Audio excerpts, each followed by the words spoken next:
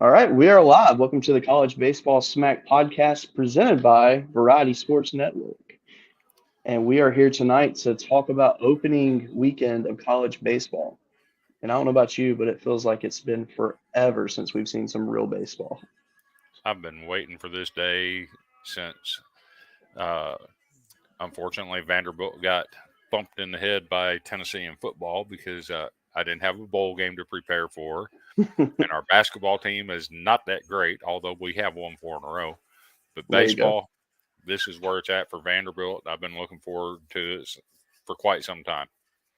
Absolutely. And I mean, when you look at LSU basketball, we're the belle of the Yeah, ball on that one. that just leaves a little to be desired, right? Yeah, that team quit weeks ago, and it's such a shame. Like, how are you going to beat Arkansas, impressively beat Arkansas at that, and then lose everything else after that? It's Ah, a tough look. oh, for sure. So So we got speaking of losing, who you got losing on this opening weekend? We'll get some tournaments in here. We'll get some individual series. Going to try and get some mid-major love going in here with some Gonzaga and Texas Tech. Uh, there's never enough mid-major love. sure. Uh, so who do you got losing some games this weekend that most people don't? Well, this will lead to my shout out to Randy Jowers, and I'm going to say the Tennessee Volunteers. I Ooh. think they have a ridiculously hard schedule on the road. Obviously they can go in and sweep it. I would not, I mean, it wouldn't shock me, but I really could see them losing a few games this weekend. They do have Arizona out in Talking Stick, and what a name for a stadium! It really is. That just reeks college baseball. It does. But you got Talking Stick, you got Tennessee right off the bat with Arizona, following that up with another mid-major that is really on the rise here lately, and that's Grand Canyon. Uh, Absolutely. see what they can do with the Lopes out there, and then they followed up with UC San Diego. And as we know, as history's shown, those small California teams generally do very well early in the season against the SEC. Typically, they do. Yes, you're right. Vanderbilt's experienced a little bit of that too. So, and speaking of that, they're at that Desert Invitational. Uh, Pretty good little tournament out there that the MLB puts on every year. For sure. Uh, have you ever been able to make it out there to that?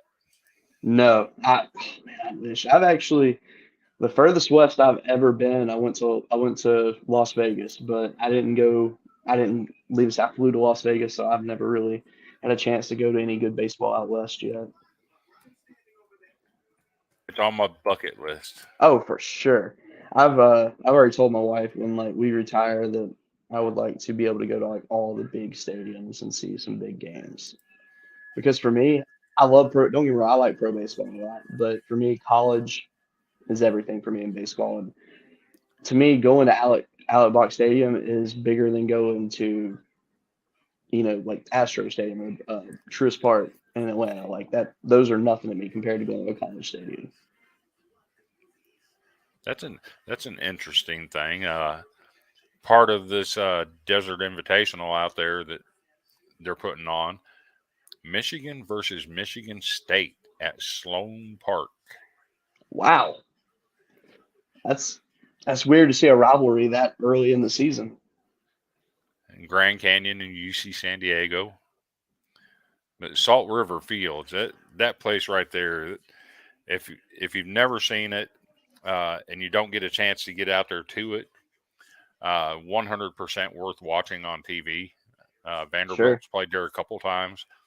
Uh, they put on a really good promotion out there at Talking Stick.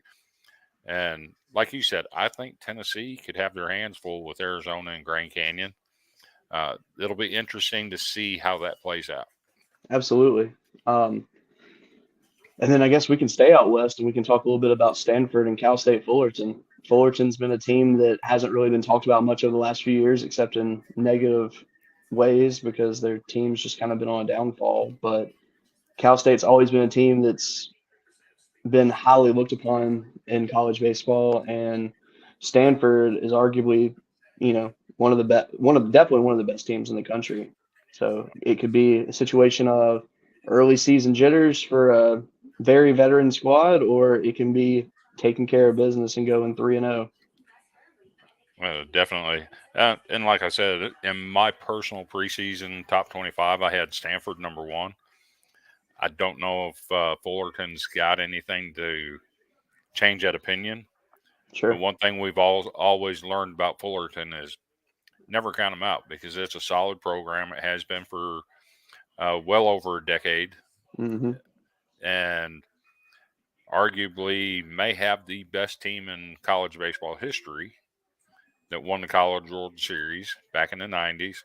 Absolutely. Uh, very much in the discussion as a national powerhouse.